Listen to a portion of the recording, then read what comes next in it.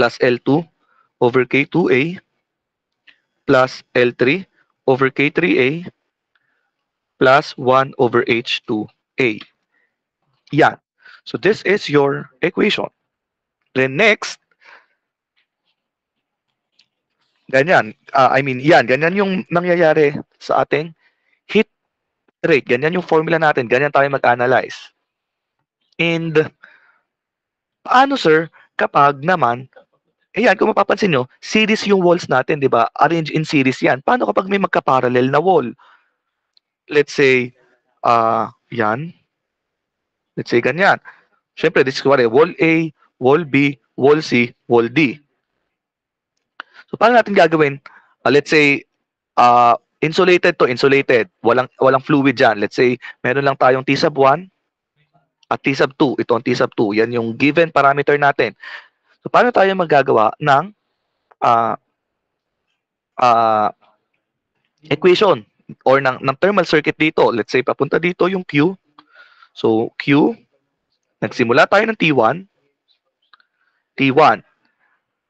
T1 papuntang saang surface, sa sunod na surface, T1 papuntang sunod na surface, we have conduction. Kaso, dalawang wall yan, B at C. So, magka-parallel sila. So, you will create two parallel resistances. Then this is LB over KBA. Then this one is LC over KCA. Then, from that wall, papuntang sunod ay D. So that's LD over KDA. Then, ito, ganyan. Then, nasa T2 ka na. Yan. So, ganyan yung thermal circuit. May parallel. Parallel ito. Therefore, paano natin yan isosolve? Paano natin isosolve ang heat rate dyan? That will be Q equals T1 minus T2 over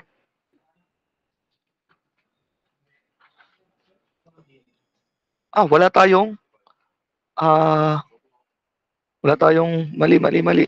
Wala tayong T1 papunta dito sa sunod na surface. So T1 papunta sunod na surface is K LA over K A, 'di ba? Kasi that's T1 papunta dito sa surface nilang dalawa. Yan. So T1 minus T2 yung driving potential natin. Then you go with the next, the resistances, that will be LA over KAA plus the equivalent resistance plus LD over KDA. Ano ngayon yung equivalent resistance? Kasi siya ay parallel. Di ba parallel yung walls natin? And kapag nagsosolve tayo ng resistance na nakaparallel, pag nagsosolve tayo ng resistance na nakaparallel, that is 1 over your equivalent resistance equals 1 over R1 plus 1 over R2 plus 1 over Rn. Kung ilan man yung nakaparallel. Since dalawa lang, ito ang gagamitin mo. You substitute LB over KBA dito, and dito, LB over KBA, KCA, LC over KCA, you substitute, then you reciprocal, makukuha mo si R equivalent. Substitute mo yung R equivalent dito. Yan. You substitute it there. So, ang mangyayari, pag niredraw mo yan, magiging ganito, T1,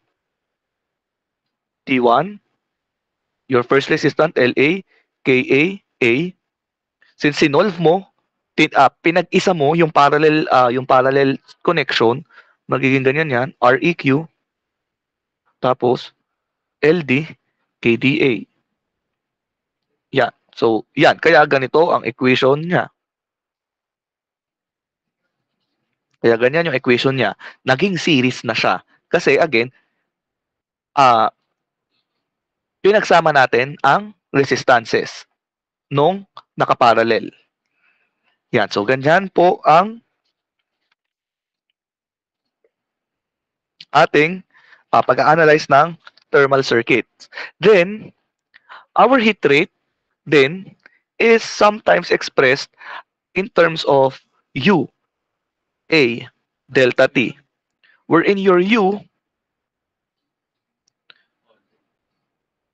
is what we call our overall heat transfer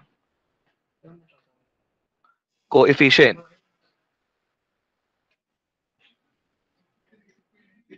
Overall heat transfer coefficient. Therefore, kung mapapansin nyo sa ating equation, ang delta T, this is your driving potential.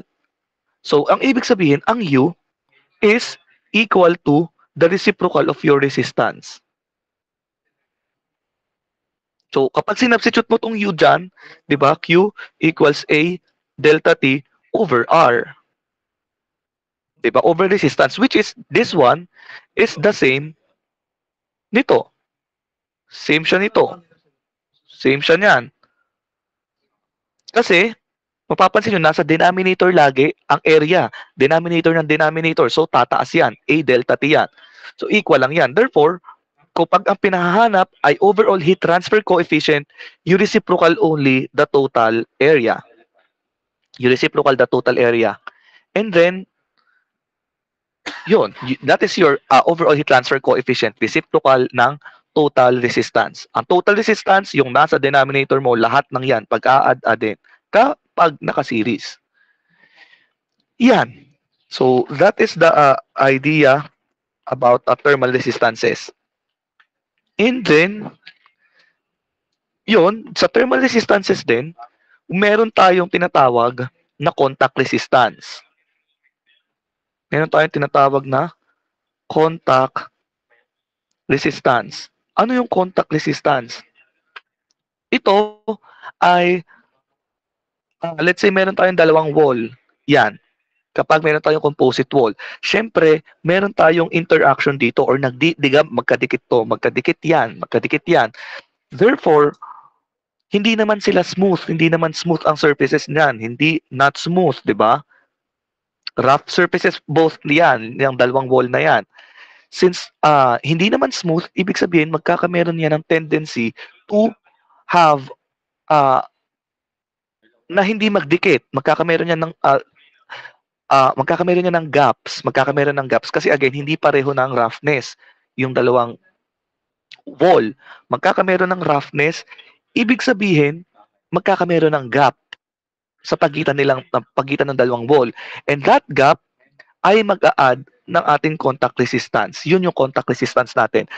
Because of that gap, nagkakameron tayo ng contact resistance. So, ano yung mga contact resistance? You check page 35. You check page 30, not page 35, page 36. From page 36, makikita nyo yung iba't ibang values ng contact resistance natin. Makikita nyo that, let's say, binigyan tayo, let's say, ang wall 1 natin ay silicon chip, sabi. Itong wall 1 natin is a silicon chip. Then, kadikit niya ay aluminum.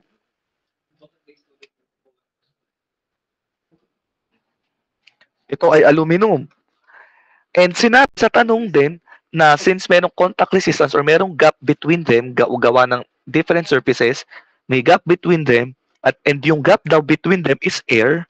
Sinabi na sa pagitan nila may air, sinabing may air doon, then you will add or you will use a contact resistance that is equal to 0.3 to 0.6. Let's say you use 0.6. Since ang kailangan mo, di ba, ang kailangan mo is contact resistance, ganito yan. Sabi dyan, yung nakalagay na value is RTC. So, RTC times 10 to the 4th ng silicon chip and aluminum interaction with air na sa mga gaps niya equals 0.6. So, ang gagamitin mo sa calculation will be RTC equals 0.6 times 10 to the negative 4 square meter Kelvin. Watts. Tandaan yan ha, tandaan. Hindi times 10 to the 4 times 10 to the negative 4 kasi kailangan mo ay thermal resistance. You divide it by 10 to the 4. Yan. So, ganyan tumingin dun sa table. And we'll be using this later on. Yan. Let's have an example. Let's have the example on page 34. Muna, page 34.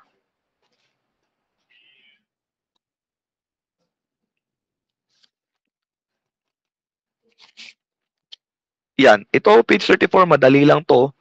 This is for you to understand how to solve for thermal resistances. Meron daw tayong wall na composite wall. Ibig sabihin, series of walls yan. That is consisting of a 100 millimeter layer of common brick. Let's say ito yon. Common brick. So this is common brick. Then merong so this is 100 millimeters. Then sunod na layer niya daw ay glass fiber. Glass fiber. This is a glass fiber na 100 millimeter din. Then may given din tayo. Sumunod daw doon ay 10 millimeter. 10 millimeter na gypsum plaster. Then last layer is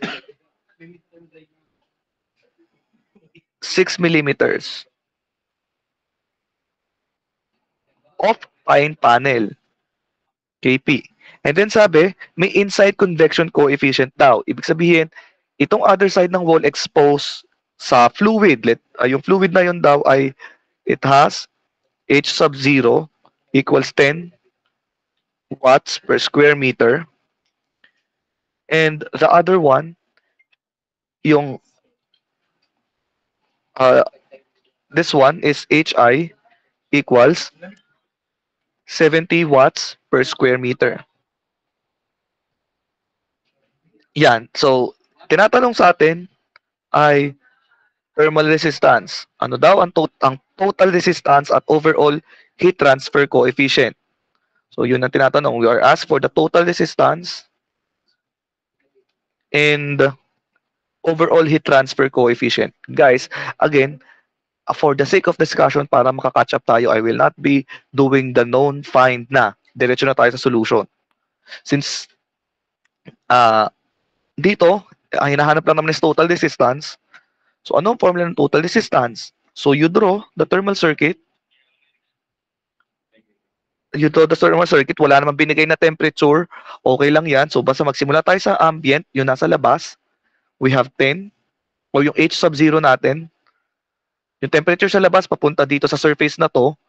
Meron tayong resistance na convection. That's 1 over H sub O. Sige, pagpantay-pantayin natin. So, 1 over H sub O.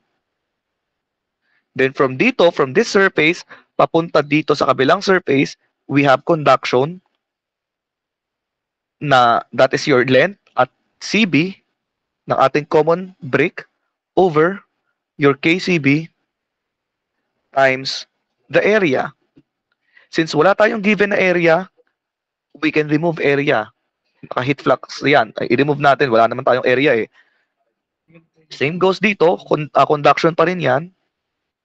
So this is L GF over K GF. Dito, conduction pa din, LGP over KGP. Then papunta dito, mayroon pa rin yung conduction. Kasi solid surface pa rin yan, solid to solid. K pine to pine panel over KP. Then, papunta sa labas, yung this surface papunta sa ambient or sa fluid sa labas, merong 1 over H1. Then yan. So this is your thermal circuit. So you are just asked to find the total resistance. You just add 1 over H sub O plus LCB over KCB plus LGF KGF plus LP over KP plus 1 over H sub 1. Yan. Ano yung mga values ngayon? Niyan. Itong LCB meron tayong 100. Meron tayong 100 niyan. Yung LGF, length ng glass fiber, meron din. May length din tayo ng, ah, bakit wala tayo nito? Ipawiin muna natin. Kulang. L, gypsum plaster,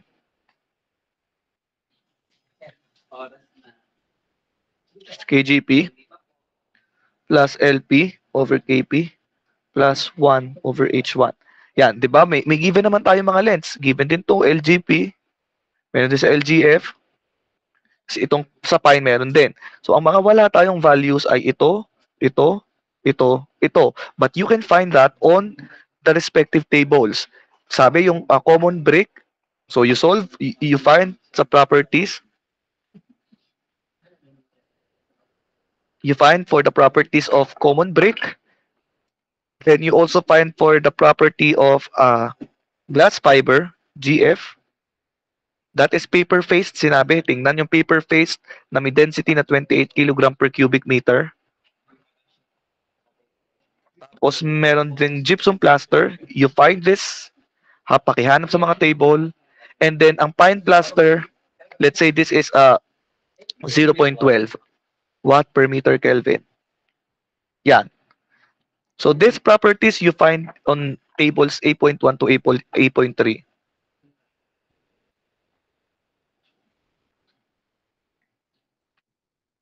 Then once you find it, you substitute it sa inyong formula, then you will get the total resistance. You will get the total resistance. Then the unit will be Kelvin per watt. Then when you solve for your heat transfer coefficient, that's 1 over R. You just reciprocal it, then you will be having as an answer of watt per Kelvin. Yeah, so ito yung mga hinahanap natin. I'll be leaving this one to you. You solve this, you solve this. You find the properties. Kasi madali lang naman to, madali lang naman yan.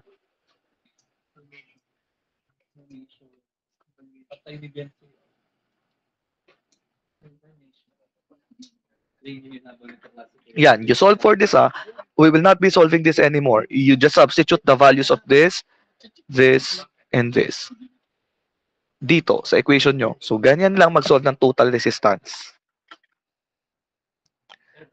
So, do you have any questions? Do you have any questions regarding this? May tanong ba kayo sa paggagawa ng thermal circuit and thermal resistance? Pag-solve ng thermal resistance? Questions? Ito guys, sorry, hindi to 8 table 8.1, table 8.2, table 8.3. You find the values. Hindi ko lang kung ano mga table sila. Hanapin nyo. Hindi ko natanda. Basta ganyan yung process. Tanong. Questions. Again, hindi na natin siya isa-solve, Kayo nang bahala mag-solve niyan.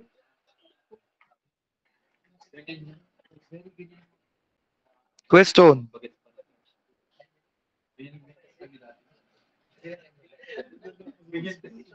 Wala naman po, sir. Sige, again guys, you solve for it. Madali lang yan. You will just substitute the values. Let's have the next example. Ito yung medyo iba na yung example.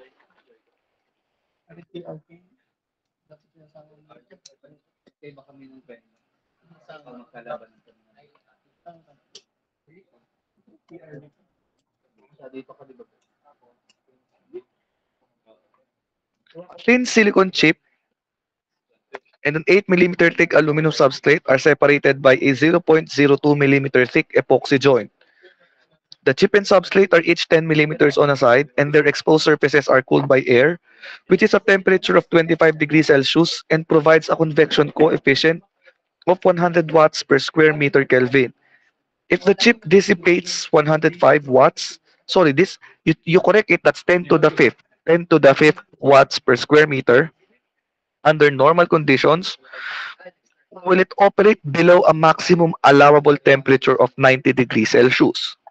So let's analyze the question. I-redraw muna natin yung ating diagram kasi binigyan na tayo ng diagram. So let's follow that.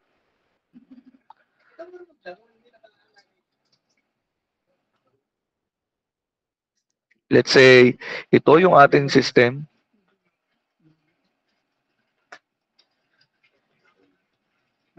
Wala, siya naging triangle.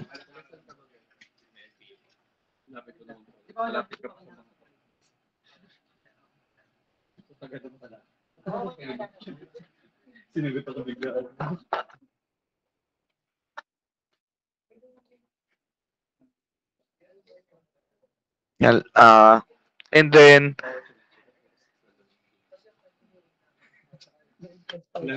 ito yung silicon chip natin, yung part na yan.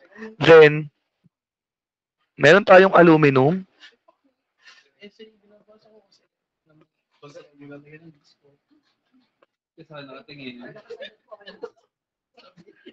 Imagine nyo lang na tuwid silang lahat. Again, this is your silicon. This is your silicon. Then ito yung aluminum mo.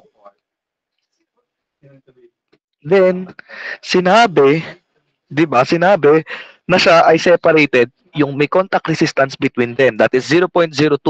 Ito yung epoxy joint. Yan, that is your epoxy joint na 0.02 millimeter. Mayroon daw may gap between the silicon chip and aluminum nilagyan ng epoxy joint. Then yung aluminum daw is 8 millimeters. 8 millimeters. So ito hanggang dito is 8 millimeters. Tapos which is yun daw ating yung exposed surfaces daw natin are cooled by air, which is at 25 degrees Celsius. Ibig sabihin, itong side na to is 25 degrees Celsius. Let's say that's your ambient 1. Then this side is ambient 2. Bakit dyan natin nilagay? Kasi, kung mapapansin nyo, this side is insulated. So, ibig sabihin, there will be no heat transfer on this side. Perfectly insulated yan. So, meron daw tayong exposed surfaces being cooled by air at temperature 25 degrees Celsius. And those have a convection coefficient of 100.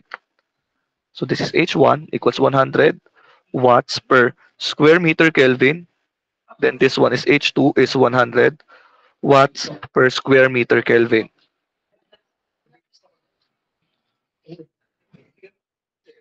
Yan.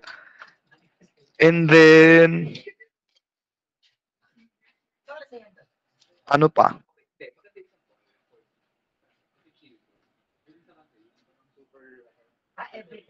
Yung chip daw ay nagdi-dissipate ng 10 to the 5th watt per meter. So kung papansinin niyo, kung makikita niyo sa drawing, diba? Kung mapapansin niyo, binigyan na rin tayo ng mga heat rate diyan. Meron daw tayo ditong sa chip, merong Q, C. Excuse me, then meron ditong Q1 or heat flux pala yan, naka-heat flux pala kasi naka-double prime. Then this one is Q2. Yan. Binigyan tayo ng, yung chip daw, itong heat flux C, binigyan tayo na 10 to the 5th. Tandaan yan, it's 10 to the 5th watt per square meter. Tinatanong, kaya bang, ang tanong, kaya bang mag-operate or kaya bang mag-dissipate ng chip ng ganitong kalaking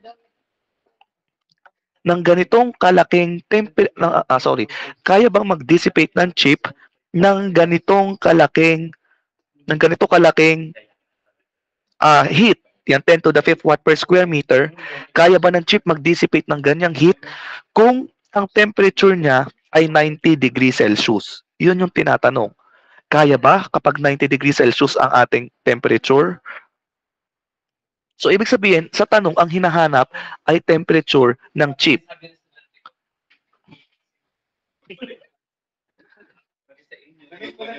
Inutunyo pa ako.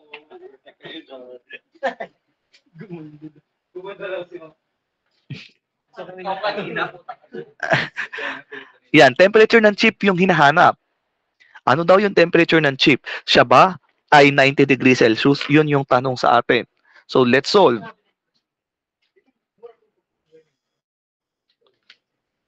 So let's have an assumption or let's establish our assumptions. Una, meron bang change in temperature with respect to time?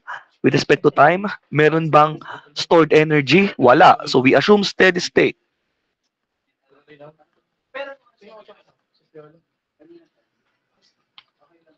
Then next, meron bang internal heat generation? Ano oras kayo ba? 7 or 8, maalin? Sige.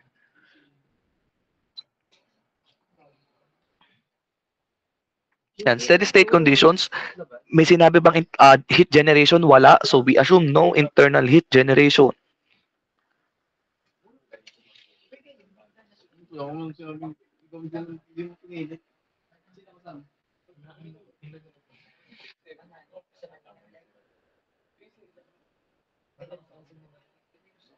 Then we assume constant properties.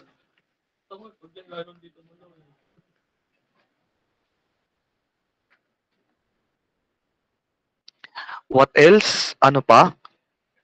Meron tayong contact resistance kasi meron makikita natin 'yan. Ano pa pwedeng assumptions natin? One-dimensional. One-dimensional conduction.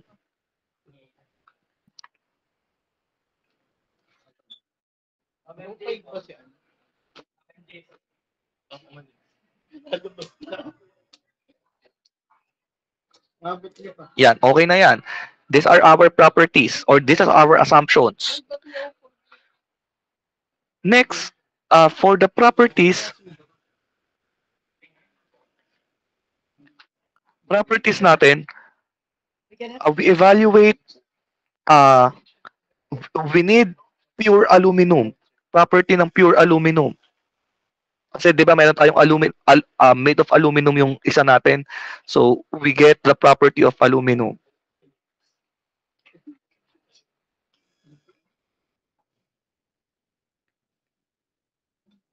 Ano ang thermal conductivity ng aluminum? Sige, gamitin natin is at 300 Kelvin. This is equal to, give me the value guys, from table 8.1.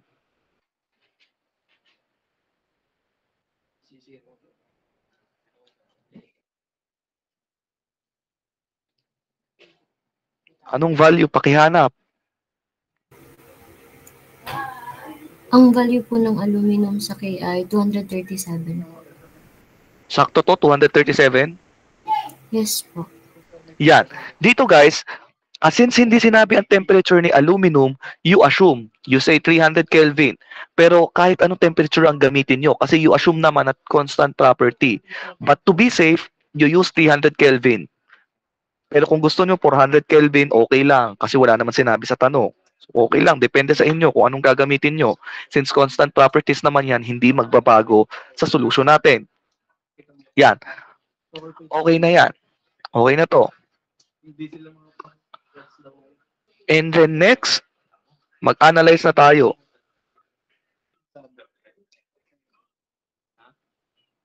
Analyze natin to through our thermal circuit. Our thermal circuit, i-drawing natin. So, since siya ay pa-vertical, di ba? Pa-vertical yan. So, pa-vertical yung ating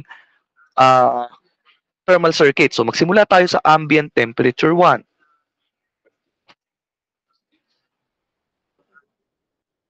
Ambient temperature 1.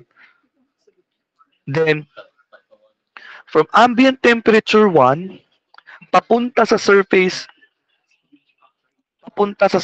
ni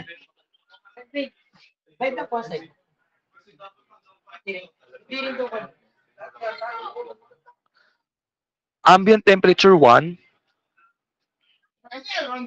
papuntang surface ni chip.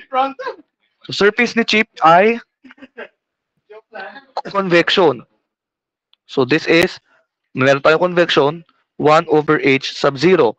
Then, yun ay temperature ni chip. 'Di ba?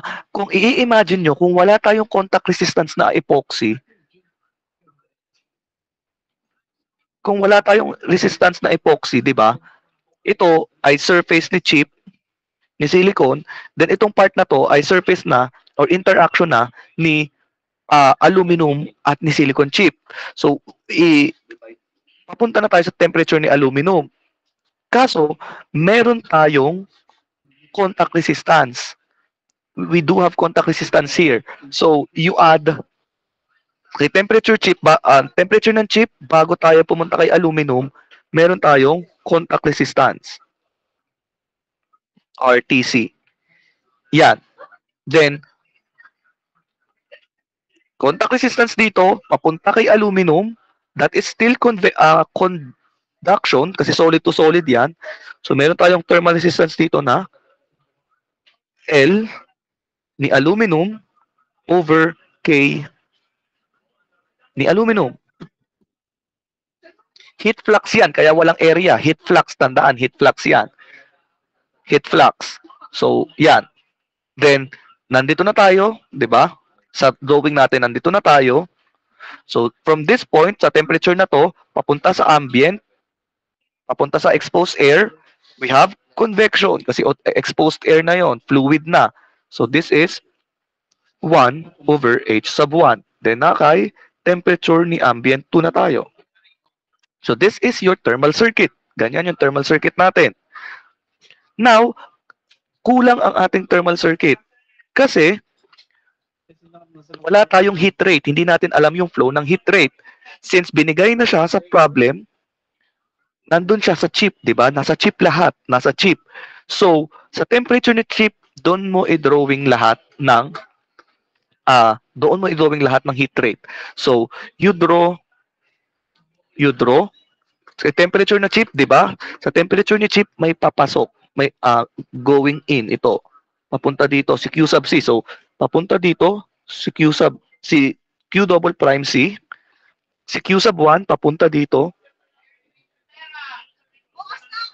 Then, si Q sub 2 papunta dito. So, this is your thermal circuit. Ganyan. Now, kailangan natin gawin, wala tayong value ni RTC pala. Ni thermal resistance sa properties, we need that din. RTC, you check. Tingnan. Sabi sa atin ay silicone chip at aluminum substrate. Silicone chip at aluminum substrate na may epoxy na 0.02. From table natin, anong value ni thermal resistance doon? Paki-check, pakihanap. Page 36. Sa given natin, silicone chip at aluminum na may epoxy na 0.02. Anong value ng thermal resistance?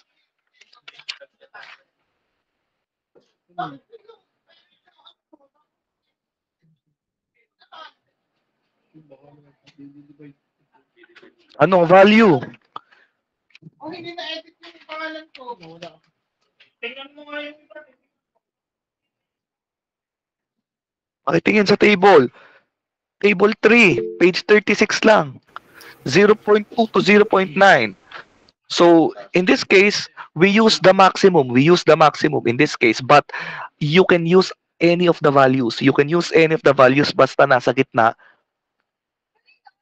Nasa gitna. Nasa pagitan ng 0.2 to 0.9. You can use any value.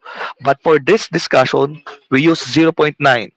So, ang RTC natin is 0.9 times 10 to the negative 4 square meter Kelvin per watts. Iyan. Now, ngayon, makakapag-solve na tayo.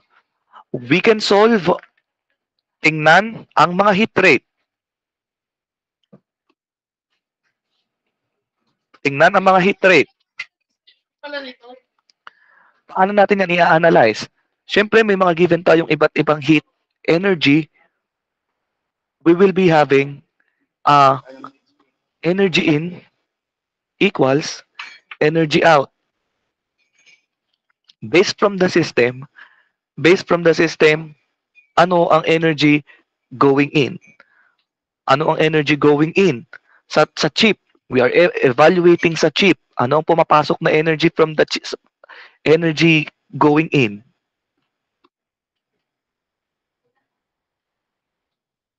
Anong energy coming in sa silicon chip based sa ating thermal circuit?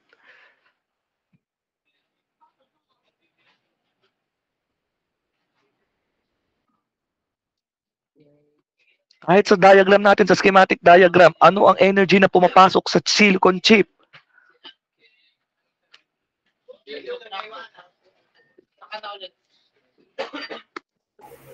QC po. That's your Q double prime C. Ito yan guys, ito yan, pumapasok sa chip natin. Then, ang lumalabas is your Q sub 1 plus Q sub 2. Yan, ganyan yung pag-a-analyze niyan.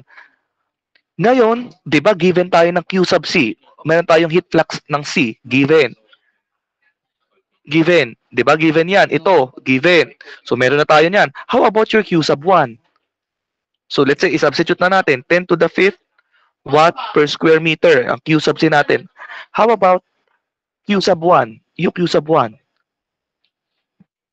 That is the time, yan yung sinasabi ko, na kailangan natin ng dalawang temperature. So you check this. From T sub C, i-drawing mo si Q sub 1. Yan si Q sub 1, o di ba? Ganyan si Q sub 1. Therefore, ano ang Q sub 1? That is from your TC, temperature ni chip, minus ambient temperature 1 over 1 over H sub 0. Kasi again, tingnan nyo kung saan yung direction ng heat flow. Papunta doon. So, yun yung i-evaluate nyo. Since pataas yan, magsimula ka kay TC pataas, minus T sub 1, resistance na 1 over H sub 0. So, yun yung Q sub 1 mo. Plus, your heat flux 2. Heat flux 2, i-drawing nyo, si heat flux 2, i-drawing nyo, since diba, nag-evaluate tayo sa temperature ni C, yan si heat flux 2. Bakit hanggang ambient temperature 2? Kasi, walang ibang temperature. Walang ibang given na temperature. Si T, ambient 2 lang. So, you evaluate it, that's TC minus T ambient 2 over, ano yung mga resistances doon? R, TC, plus L, aluminum, over K, aluminum, plus 1 over H sub 1. So from here, you will be able to solve for your chip temperature kasi meron tayong ambient temperature 1, ambient temperature 2, H sub 0, H sub 1, may length tayo ng aluminum, meron tayong K ng aluminum, meron din tayong contact resistance. So you solve, you substitute, we have 10 to the 5th watt per square meter equals TC minus your ambient temperature 1 is, ano ambient temperature 1?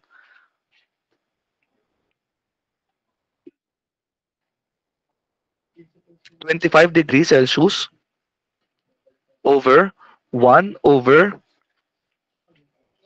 100 watts per square meter Kelvin plus T sub C minus ang ambient natin is 25°C din over RTC is 0.9 times 10 to the negative 4 square meter Kelvin per watts plus LA, ang length ng aluminum natin is 8 millimeters. So that is 0.008 meters over 237 watt per meter Kelvin plus 1 over 100 watt per square meter Kelvin. You shift solve. Shift solve nyo yan, makukuha si chip temperature. You shift solve. Anong sagot? Give me the value of uh, chip temperature. Pakitype. Iinom lang ako pakitype.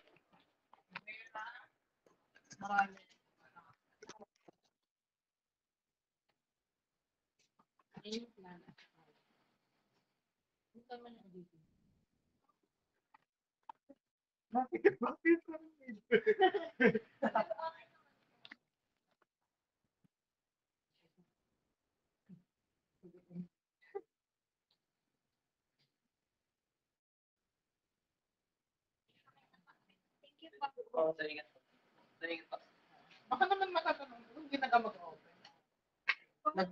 Nagsawa ng issue po kasi doon. Sabi may mga iba pong course na hindi daw po alam. Kaya More on IE po. nasa daw po yung isa eh. Isa po kasi sa Ang daw po ang last. Final sa kanila,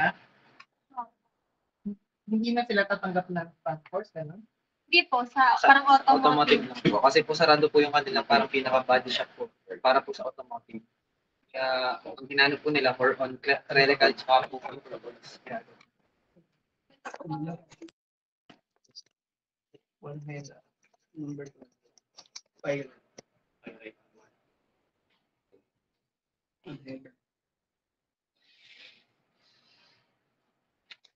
Anong value? Anong value ng ating hit rate? 528? I don't think 528 yan.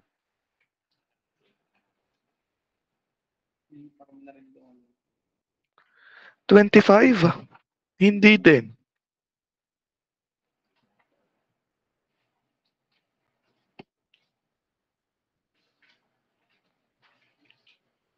You resolve. Hindi yun yung value nun.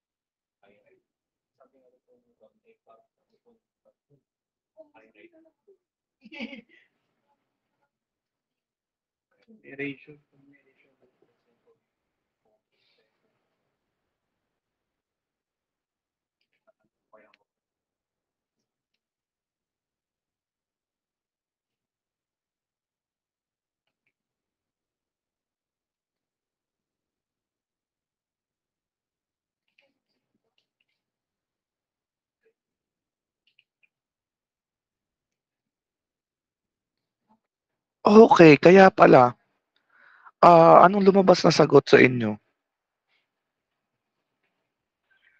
Since ko, 33.90. ano daw, sorry? Ako nga magsusu... 33.9. Saglit lang. Let me solve.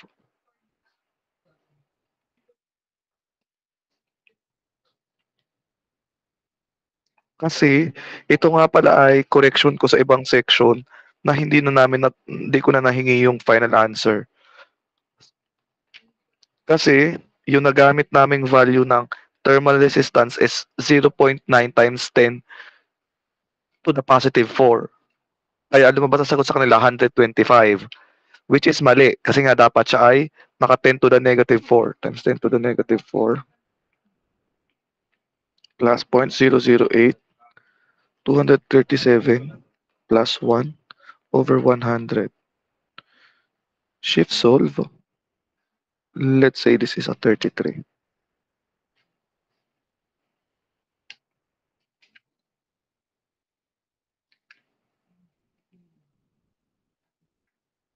Mhm. Bakit iba-iba yung sagot?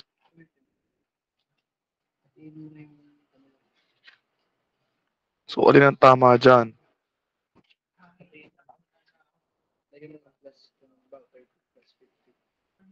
Bigyan mo space.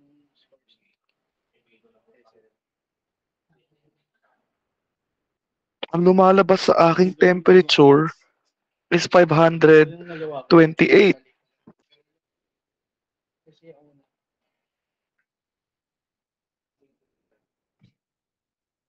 Guys, ganito na lang.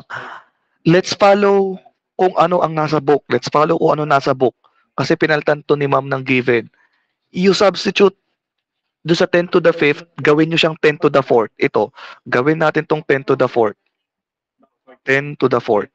Tingnan natin kung anong lalabas sa sagot. 10 to the 4th. Let's change yung ating heat dissipated. Gawin natin siyang 10 to the 4th. Yung original na nasa book, 10 to the 4th. Anong magiging sagot nyo? 75.3075 po.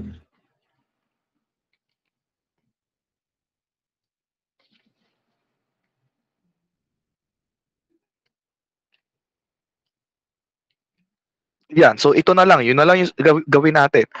That's 75. Well, let's comply with the same value sa book. 3074. 8554. Yan. Mas realistic to. Kasi masyadong malaki na yung 10 to the 5th. Kasi siya ay magiging 100,000 watts. Kaya sobrang taas ng temperature natin. So yan. Let's say this is 10 to the 4th. So yan. Ibig sabihin, at this temperature, yung chip temperature natin na 75 degrees Celsius, kaya niyang mag-produce ng 10 to the 4th watts per square meter. Kaya niya mag-dissipate ng ganun kalaki. Therefore, your your comments will be the chip can operate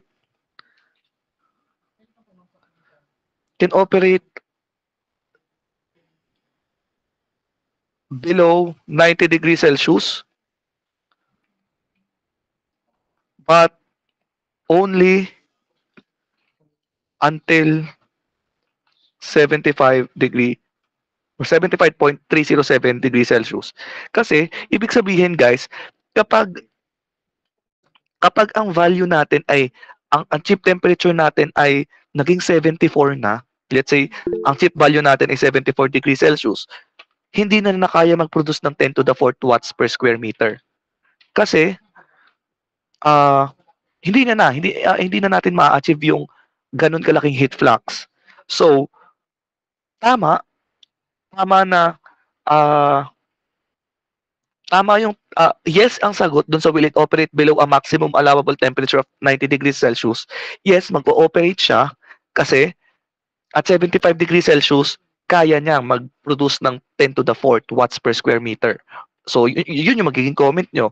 Yes, pwede siya mag-operate below 90 degrees Celsius, but only until 75 degrees Celsius. But lower than 75 degrees Celsius, hindi na pwede.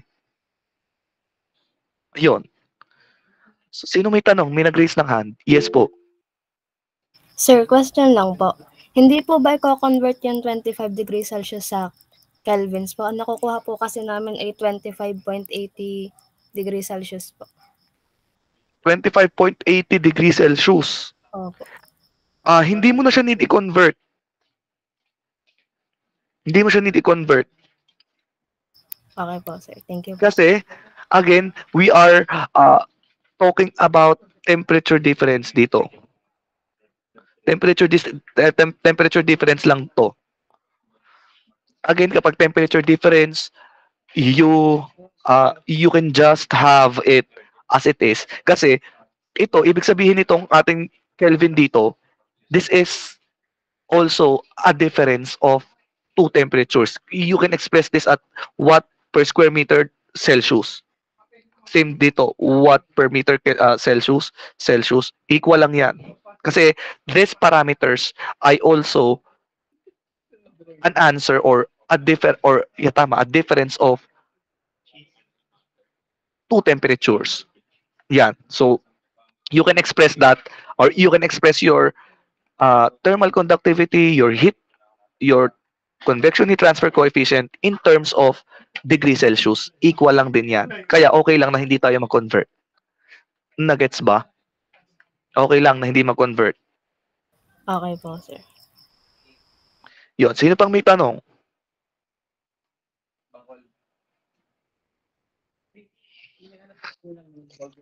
Saglit lang.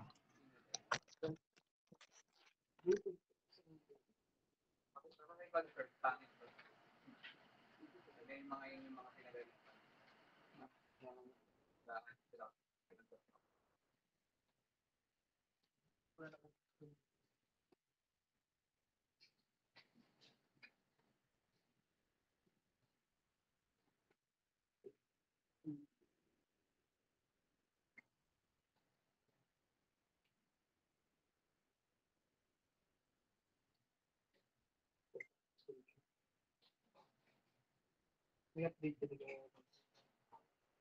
May update na.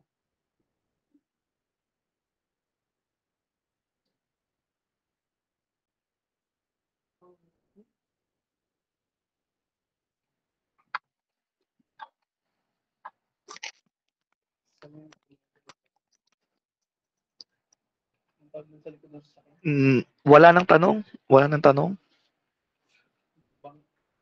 Bunker ba? Sige, let's continue. Next natin is the alternative conduction analysis. So, dito sa alternative conduction analysis, if you can recall, 'di ba? Doon sa ating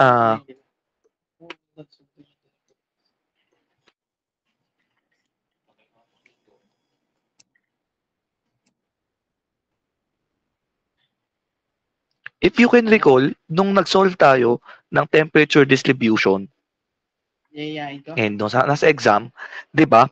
Ang ginagawa natin is we differentiate yung ating temperature distribution na function, 'di ba? We differentiate that, then we substitute it sa ating Fourier's law, 'di ba? Let's say Qx equals negative K A dt over dx. Doon sa ating standard approach, yung ating inaral last week, 'di ba? Again, yung t of x natin, diniderivative natin to, tapos isa-substitute natin siya dito. Then from there, makukuha natin si heat rate. Masosolve natin si heat rate. But in this case, in alternative conduction analysis, we are not given of the temperature distribution. Hindi tayo given ng temperature distribution. Hindi rin tayo given ng heat rate. We can solve for the area, and to get this values, to solve for heat rate and the temperature distribution, we need to set our heat rate as a constant. We will treat this as a constant independent of x. We will treat this as constant independent of x. Ito, then we will integrate. Mag-integrate tayo to solve for heat rate and the temperature distribution. And yan,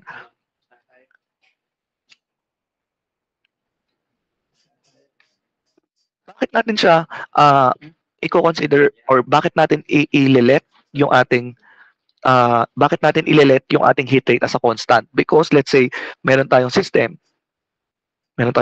na yan, let's say ganyan. Kailan applicable na gagawing constant independent of x siya? Kapag yung surfaces niya, yung surfaces niya ay perfectly insulated. Again, that's perfectly insulated. Therefore, at any point inside ng pag nag-conduction tayo dito, at any point here, at any point, kahit dito, equal ang heat rate niya. Equal, constant. Hindi magbabago kasi, syempre, walang heat loss, walang lalabas na heat, walang papasok na heat kasi perfectly insulated siya. Walang papasok na heat, walang lalabas na heat.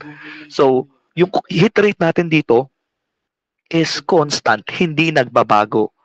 So, yan. Kaya, we assume, or we can say that in alternative conduction analysis, we assume that, or we consider our heat rate as a constant value, independent of x. Yan. And then, kailan natin siya gagamitin? You recall kanina, pag sinabi nating steady state condition, Tandaan to ha, pag sinabing steady state condition, then wala tayong internal heat generation. These are the common assumptions. These are the common assumptions. No internal heat generation. Then, one dimension lang, one dimensional.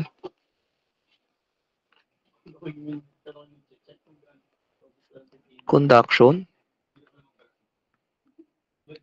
Then, constant properties. Yan, guys. Ito yung mga common assumption. If itong mga assumptions na to, if these four assumptions are can be made, if these four assumptions can be made sa inyong system na ina-analyze, then you can use or you can evaluate the system through thermal circuits. Tandaan yan. 1 to 4. Pag yung apat na yan ay kaya mong ma-assume sa system, steady state siya, no internal heat generation, one-dimensional, constant properties. Pag yan ay all applicable as assumptions, then you can solve the system through thermal circuits. Then, kapag may assumption ka na or sinabi sa tanong din na surfaces are perfectly insulated, pag nakasama na ngayon yan sa assumption na your surface are perfectly insulated, yung limang yan, then that's the time, itong lima, that you will be using alternative conduction analysis.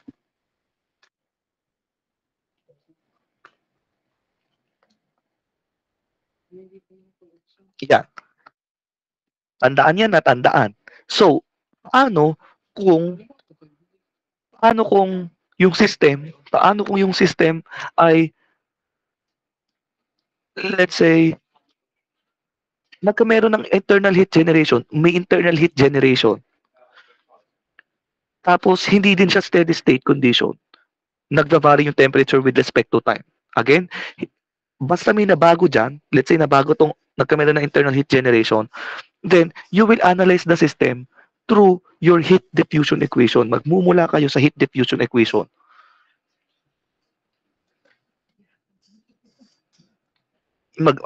Mag-analyze kayo dito, then you will get your temperature distribution based from your assumptions. Kapag nabago yan, laging ganyan yung dadaanan mo. But then again, kung hindi naman nababago, basta yung unang apat applicable, you use thermal circuits.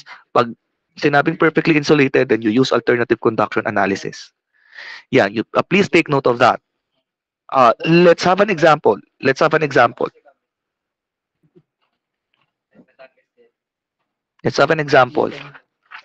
3.3. I-redraw natin. Ito daw ay conical section na pyroceram.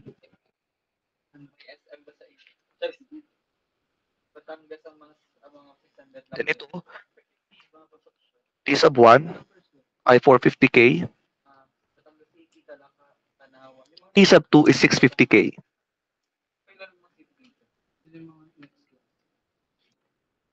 Then, yung cross-section nito ay equal daw sa D equals AX. Wherein your A is equal to 0.5. Then, yung position nitong small end natin, position niya with respect sa x-axis ay 0.1 meter. Kasi 100 millimeter, 0.1. Then, itong kabilang side at x sub 2 ay 300 millimeters. Then, ano pa ang given? Pyroceram to. This is a pyroceram. Sinabi, yung lateral surface ay well insulated. Sinabi ng insulated daw ang surface. Well insulated. Hinahanap ay temperature distribution at your heat rate.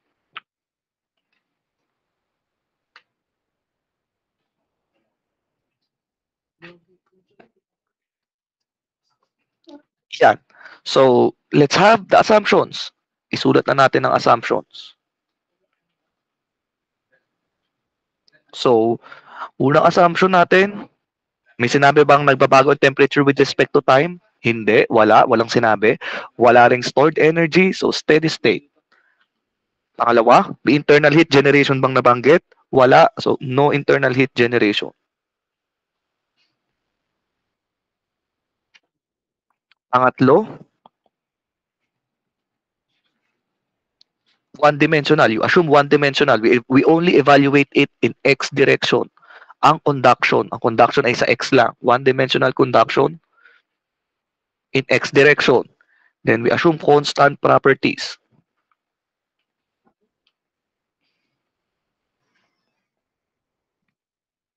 Ngayon, yan, apat na yan. So, pwede tayong gumamit ng thermal circuit dyan. Ang problema, pag gumamit tayo ng thermal circuit,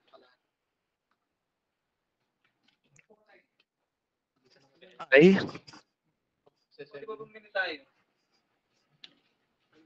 perfectly insulated kasi. Perfectly insulated yung sides. So, hindi pwede tayong gumamit ng thermal circuits. Dapat yung apat lang na yon. Or dapat may insulator tayong nabanggit. Since siya naman sinabi lang no, well insulated siya all over the surface. So, you assume surface is perfectly insulated. Therefore, gagamitin natin is, Therefore, ang gagamitin natin is the alternative conduction analysis.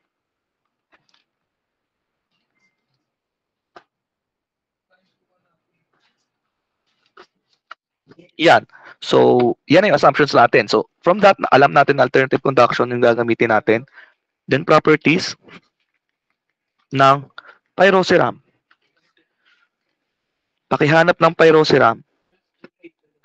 Ngayon, ang temperature natin dito sa pyroceram, na-evaluate natin, since binigyan tayo ng temperature ng pyroceram, di ba? Dalawang temperature, 450 Kelvin at 650 Kelvin. You get the mean temperature, the average temperature. So that's 550 Kelvin. You solve for the thermal conductivity. You interpolate. Give me the value. This is from table A.2. If I'm not mistaken, please correct me kung hindi siya table A.2. Pero I think, if I remember it correctly, table A.2 yan.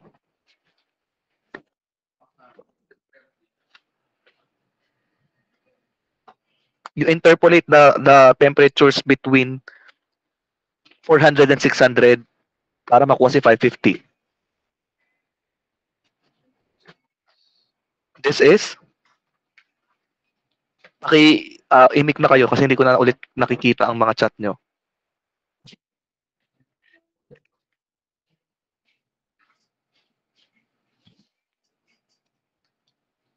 K equals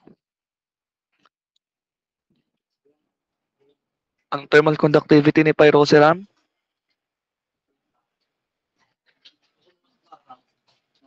3.64 po.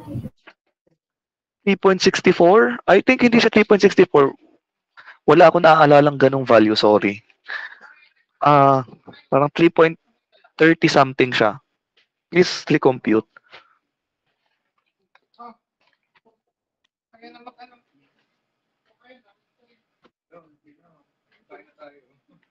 Wala na yung suman. Wala, gusto ko ng suman. Sorry guys. Anong value ng K? 3.30 something to. 37 po. 3.37 siguro. Not sure din ako. Wait, check natin.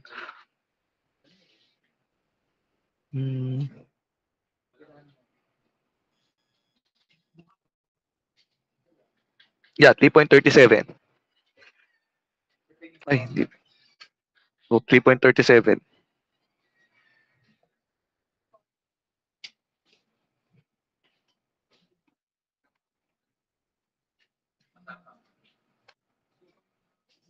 At 3.37 watt per meter Kelvin. Then, we can analyze this. Paano ang analysis? Again, we start with the Fourier's law. Qx equals negative K A dt over dx. since it's this one-dimensional conduction with respect to x, wherein our area, sabi, is equal to the cross-sectional area. Cross-section natin ay circular. So, area natin is pi over 4 d squared, wherein our d is ax. Yan. Kung mapapansin nyo, our area is a variable of x. Diba? May x yan.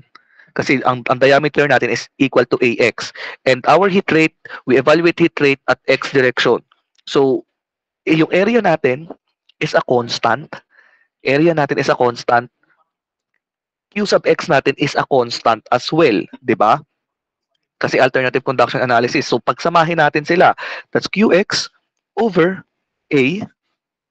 Tapos may dx, di ba? May dx tayo. dt over dx. Since yung q sub x natin at yung area is a function of x, mag-separate tayo ng variables.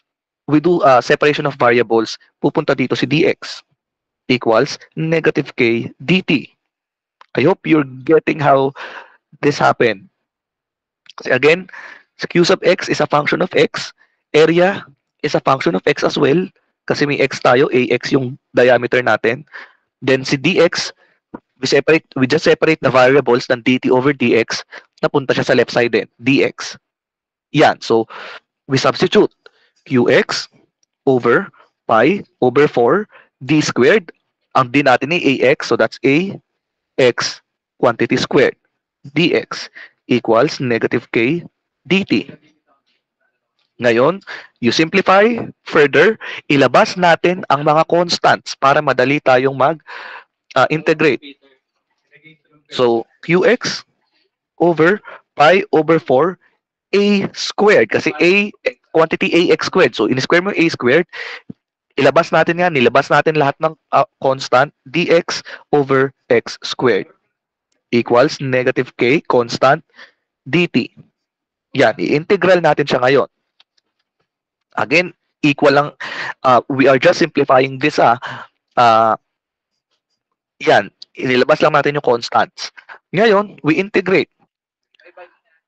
Kailangan natin is, we evaluate it from our first temperature. Lower limit is x sub 1. Then the upper limit is, saan ba tayo nag-evaluate? Ano ba yung, that is at any point x, diba? At any point x. So, kapag ang x sub 1 natin, kapag tayo nasa x sub 1, ang temperature natin is t sub 1. Kapag tayo ay nasa x, ang temperature natin ay t. So, yan, we evaluate it.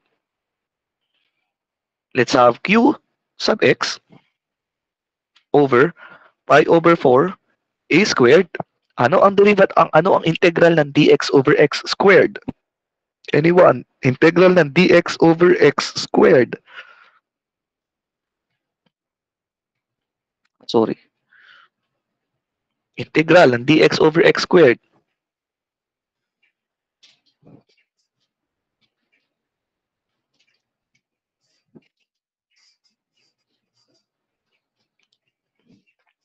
Tagal, sinesearch pa. Anong integral ng dx over x squared? Gagabihin tayo. That's negative 1 over x. Upper limit natin ay x. So, yan ay x. Diba? When we evaluate it, definite integrals. So, yan. Minus your lower limit. Lower limit natin, syempre, negative 1 over x pa rin yan. Kaso, yung x natin, papalitan ng x sub 1. Equals, integral ng dt, that is, upper limit na t minus t sub 1. Yan. Now, we simplify this. Kuhanin natin, kailangan natin is temperature. Temperature, this is your temperature as a function of x. So, kuhanin natin yan, si temperature. So, we divide both sides by negative k. We divide by negative k. So, matitira sa right side ay t minus t sub 1. T minus t sub 1. Ilipat si t sub 1 sa kabila, magiging positive. Therefore, this will be t sub 1 plus may negative k sa denominator. Itaas natin, magiging negative to ngayon. minus, di ba, q sub x over pi over 4a squared. Itaas natin yung over 4. So magiging 4qx yan. 4qx over pi a squared. Wala tayong iniba ha. Then di ba nag-divide tayo ng k, so lagyan ng k. Times 1. This is positive na kasi di ba siya ay minus negative 1 over x1, kaya magiging positive yan. So 1 over x1 minus 1 over x. Pinagpalit lang natin para hindi masagwang tingnan. Equals t sub t. This is your temperature T na as a function of x. Yan. So hindi pa ito yung ating final na temperature distribution. Hindi pa. Bakit? Kasi, di ba, yung temperature distribution natin, if you recall, lahat ng mga values doon or lahat ng mga nandun is either temperature 1, temperature 2, x sub 1, x sub 2, x. Kaso meron pa tayong a squared k. Meron pa tayong q sub x. So, from this equation, tandaan, from this equation na nasimplify natin, to evaluate at x equals x sub 2. X equals x sub 2. Yan. So, palta natin. Yan. So, that's t sub 1 minus 4 qx over pi. This is q sub x. Q sub x. Pi a squared k 1 over x sub 1 minus 1 over x sub 2. Ano ang temperature kapag ang x ay x sub 2? That is T sub 2. Yan. Now, from this, lahat ng mga nandyan, lahat na ngayon ang nandito sa equation natin ay given. Meron tayong T sub 1, meron tayong T sub 2, meron tayong A, meron tayong K, may x sub 1, may x sub 2. Makukuha natin si Q sub x. Pero dito, you can already sheet solve. Makukuha mo si Q sub x. Pero, pag ganun yung ginawa mo, hindi mo makukuha yung temperature distribution. Bakit? Kasi need natin ng equation ni Q sub x. Kuhanin natin equation ni Q sub x. Itong buong to, at saka ito, ay, pagpalitin. Diba? So itong T sub 2, pag nilipat sa kabila, magne-negative. Ito, pag nilipat dito, magpa-positive. So, that will be T1 minus T2 equals 4qx, q sub x, pi a squared k 1 minus x sub 1 minus 1 over x sub 2. Now, again, ang kailangan natin ay q sub x. Kailangan natin sa q sub x. So, itong pi a squared k, a cross multiply, that's t1 minus t2 pi a squared k. Then, yung naka-parenthesis, para matanggal yon, i-divide natin both sides. So, nandito si 1 over x sub 1 minus 1 over x sub 2. Then, ang natin na lang sa right side ay si 4qx. Tanggalin si 4, divide both sides by 4, 4. Q sub x. So, this is your equation for heat rate. You substitute the values. T sub 1 is 450K minus 650K pi.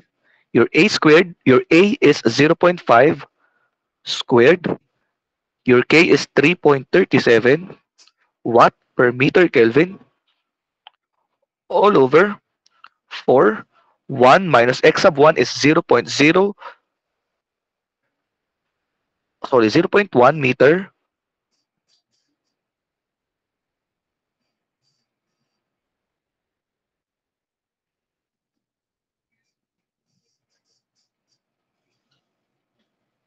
minus 1 over x sub 2 is 0.3 meters.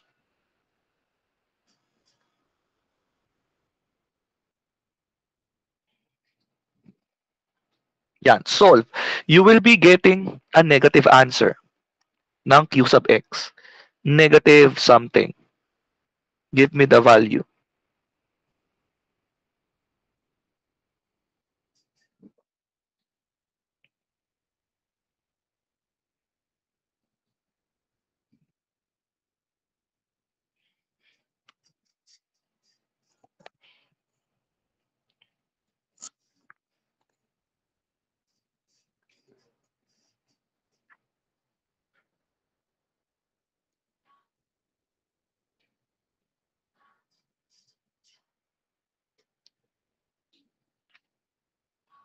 -2, that is wrong.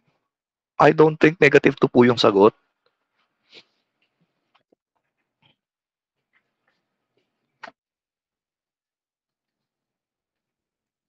That's -19.85093,858. Yan. Bakit po negative, sir, yung lumabas na sagot? Di ba wala tayong negative na sagot? Bakit po negative? Ibig sabihin, mali yung ating assumption. Kasi kanina, yung assumption natin, ang initial natin is T sub 1. Di ba? So, yung assumption natin, papunta dito yung hit rate. Which is, kung mapapansin nyo, mali talaga. Bakit siya mali? Kasi, ang T sub 1 is mas mababa ang temperature. Lower temperature siya. Eh, di ba, ang ginamit mo dito, we start sa lower limit natin, x sub 1, papunta sa any point x. So, ganyan yung yung flow natin, papunta going to the left, yung hit rate natin. So, ibig sabihin, papunta siya sa 650, which is wrong, di ba? Mali siya kasi yung 650 is higher temperature. Siya yung higher temperature. So, dapat, yung Q sub x natin ay papunta dito. Yan. So, kaya nag-negative yung sagot natin. Kasi, yung assumption natin, ang Q sub x ay going to the left. So, since nag-negative siya, ibig sabihin, ang Q sub x natin ay going to the right. Which is correct. To the right siya kasi starting from the higher temperature going to the lower temperature. Yun. Kaya lang siya nag-negative because of our our assumption kanina. That is our Q sub x. Now, we can get the temperature distribution. We can get the temperature distribution dito. Di ba ito yun? Ito yung ating kanina na-solve na temperature distribution. Ngayon, ang gagawin dyan, you substitute your equation ng Q sub x. You substitute this. You substitute. So, T equals, you substitute, that's T equals T sub 1 minus 4 QX minus 4QX, so nakalagay minus 4QX, you substitute QX, T1 minus T2 pi A squared K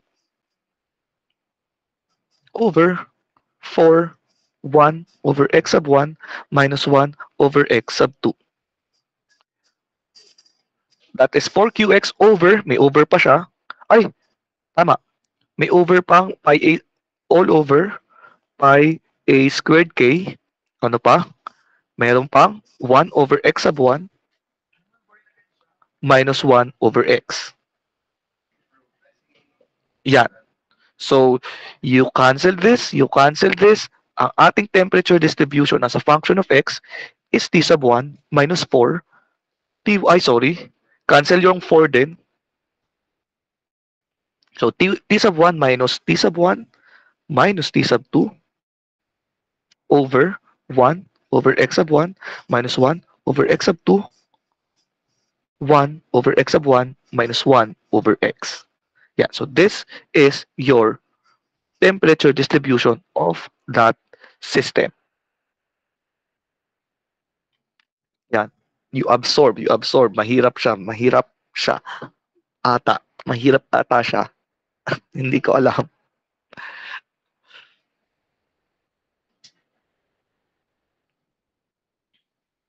Ganyan palagi yung process. You integrate, then you get the temperature distribution na una, then set a boundary condition. Boundary condition natin ay yung X sub 2 for you to get the equation for heat rate. Then once nakuha si equation ng heat rate, you substitute it to our original equation, makukuha si temperature distribution. Yan. Were you able to follow? Nakakasunod ba sa process? Yes po, sir. Tunay ga. Hindi naman tunay na nakakasunod. Make sure na talagang nakakasunod, ha? Gusto ko mataas ang midterms, no? Para kayo pumasa. Dapat naiintindihan nyo yan. Ganyan yung process for alternative conduction. Let's have another example. Since nakakasunod naman kayo. Let's have the next example. Ito, ganun ulit. Conical section ulit siya. Conical section. I-redraw natin. Oops.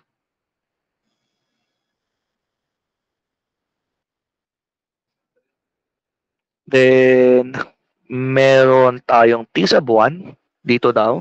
Oops. T sub 1 equals 600 Kelvin. Then si T sub 2 is 400 Kelvin. Then at x-axis, yung distance niya ni T sub 1 ay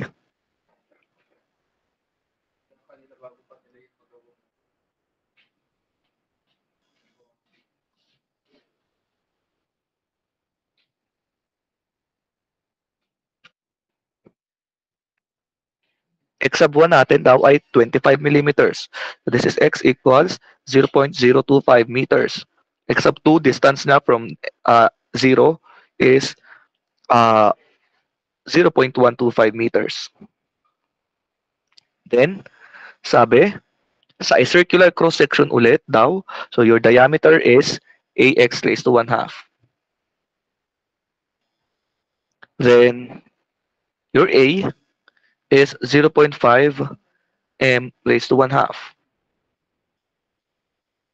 Ano pa ang given? Lateral surface is well insulated. Insulated ito. We are asked to find again the temperature distribution and our heat rate. So, same assumptions lang katulad nung kanina. So, I will not be writing that anymore. Same assumptions. Ang need ko ay properties. Again, hindi ko na isusulat yung assumptions sa pareho lang naman. Properties ng aluminum at 500 Kelvin. 500 Kelvin yung mean temperature. So, the value of K is, this is a metal, so this is table 8.1.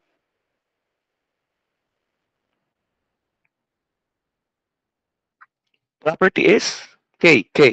I think this is 235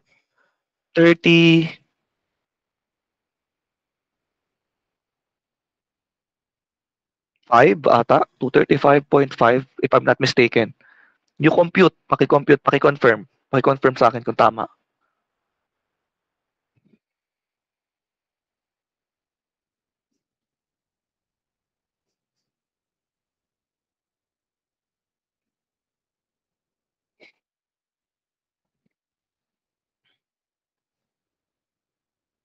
Tama ba guys? Paki-solve nung K. Hindi ko sure kung tama. Baka magkamali tayo.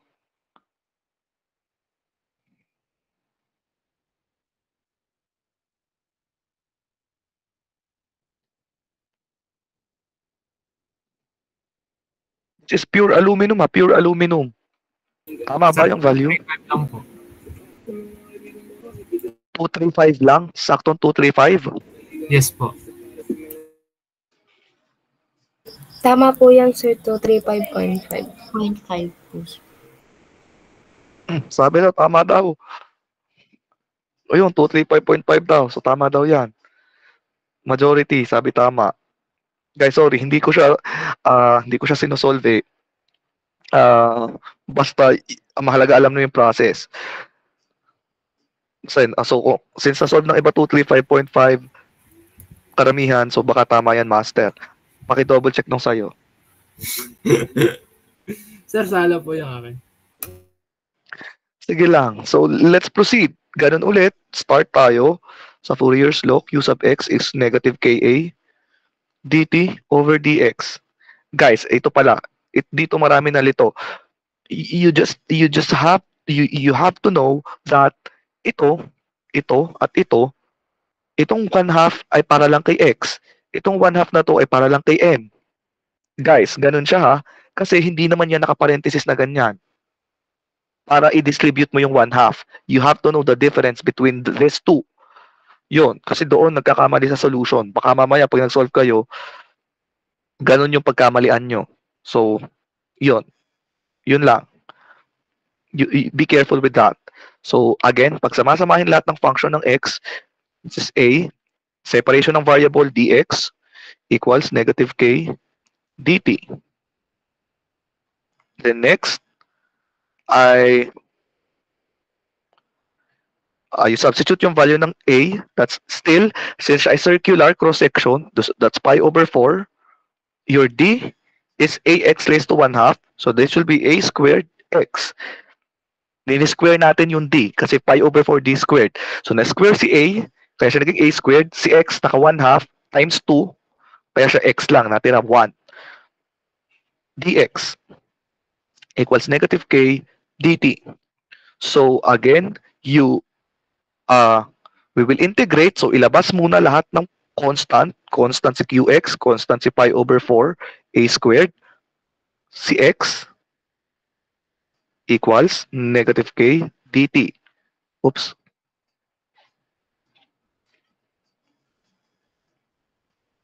So again, ano yung initial boundary natin? That's x sub 1 at any point x. Then kapag si x sub 1, ang temperature niya ay T sub 1. Si x, siya ay T. So we integrate qx over pi over 4 a squared. Ano ang integral ng dx over x?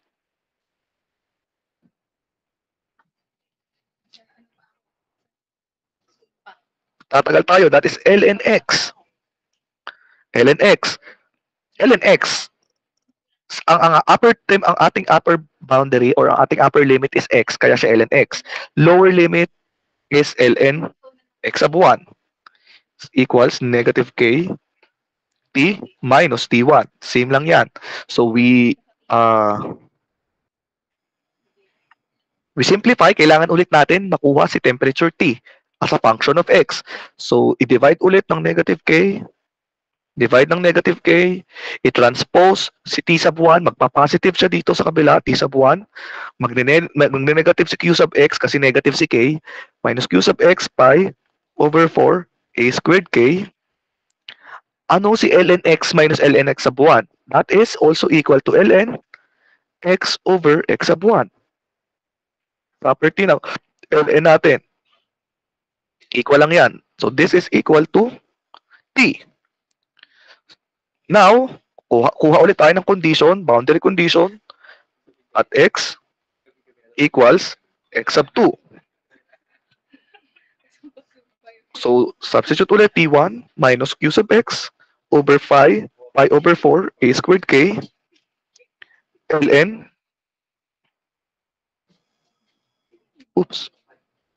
ln x sub 2 over x sub 1. Ang temperature natin ay T sub 2.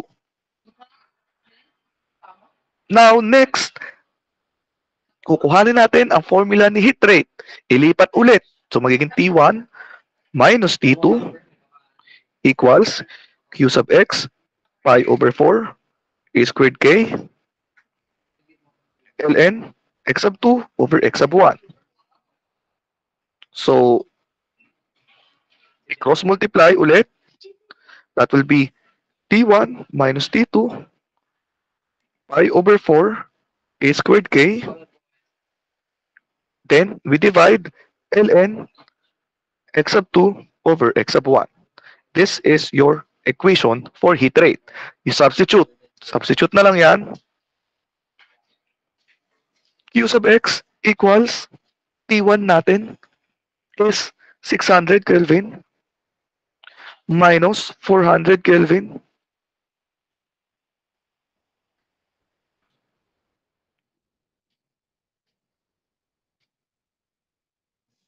times pi over 4. A natin is 0.5 meter 1/2 squared. K is 235.5 watt per meter Kelvin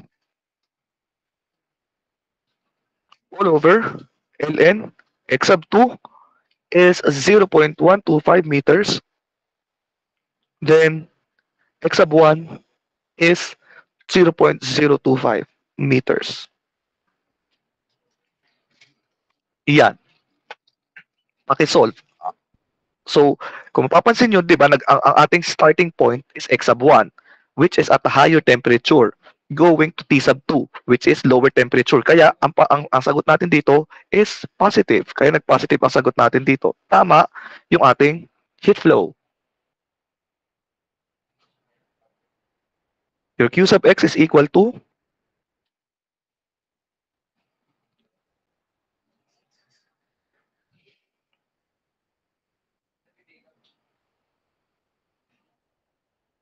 51.614424444. Other answers. You should be getting 5,000 something. 5,000 yung lalabas dyan. 5,700 ata. Hindi ko tanda. Yun. 5746.144851 watts. So this is your heat rate. I hope guys you were able to solve this 5746.144851. And then nakuha natin si heat rate, kuhanin si temperature distribution. Again, we substitute this to our initial condition or our particular solution. Our general solution. That is our general solution. We substitute T of x is equal to T sub 1 minus, tama ba? Minus Qx. Your Qx is T1 minus T2 pi over 4 a squared k over ln x sub 2 over x sub 1.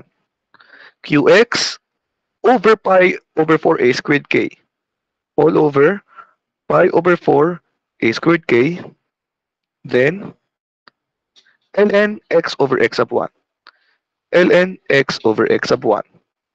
So you cancel this, then our temperature distribution is T sub 1 minus T sub 1 minus T sub 2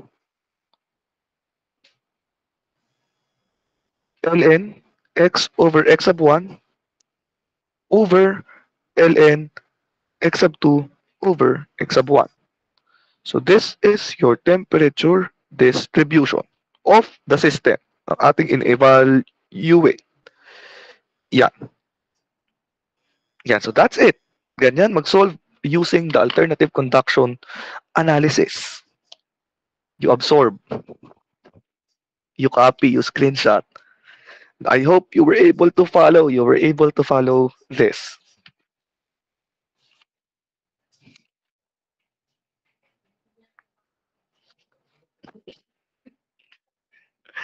Ayun guys. Then next, para behind lang kayo ng isang meeting, next week ko na i-discuss ang cylindrical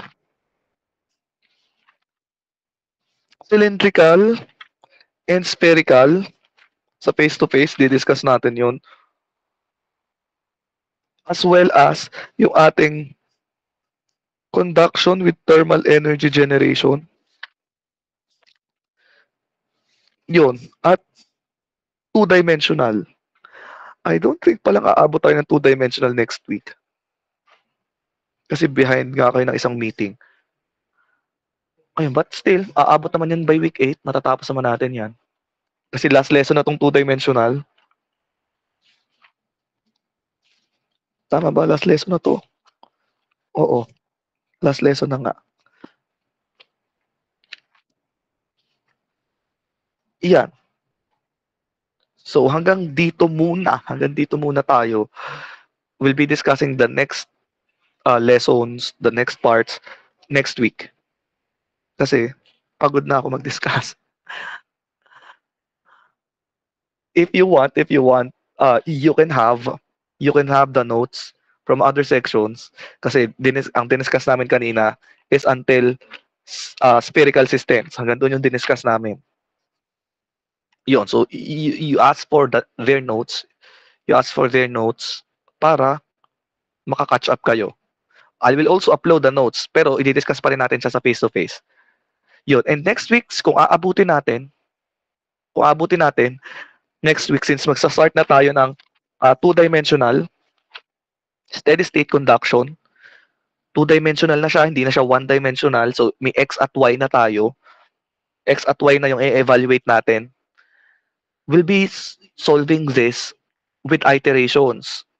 Ibig sabihin, paulit-ulit natin siyang isa-solve para i-iterate natin. So, kung gusto nyo mano-mano, go. Pero, you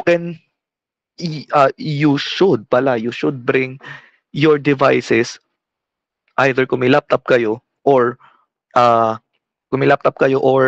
kung kaya ng mga tablets nyo na mag-Excel or mag-spreadsheet, then you bring it next week sa face-to-face natin kasi I'll be teaching yung two-dimensional steady state conduction. So, there, mag-iterate tayo. We'll be using Gauss Seidel and matrix inversion. Both process ituturo ko. So, it's up to you. It's up to you kung anong dadalhin nyo. Basta make sure that you will be able to catch up with the process kasi baka kayo ay maiwan. Kasi siya ay, again, gagamit kayo ng gadget, ng laptop or tablet na kaya mag-Excel or spreadsheet. Yun lang. Do you have any questions?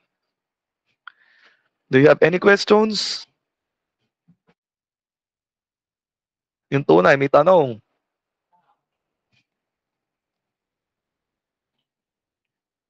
Walang may tanong? Make sure, sinabihan ko kayo kung, again, tandaan nyo yung assumptions, kung paano mag-a-assumptions, kung anong, para alam nyo kung magta-thermal circuit or kung anong approach yung gagawin nyo. You remember that. Kasi sobrang helpful nun. Ganon lang kasimple kapag naintindihan nyo yun. Ayun, so kung wala nang tanong, pa-open ka muna ulit. Class pa screenshot, let me know if okay na.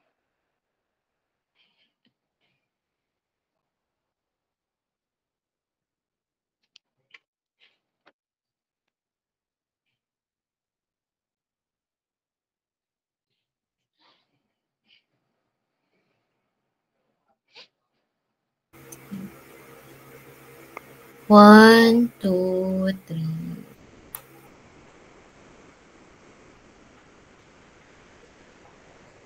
Okay na po, sir. Ayun, so I think that's it for today. I hope you learned something today. And thank you for attending the class. See you next week. Have a great day.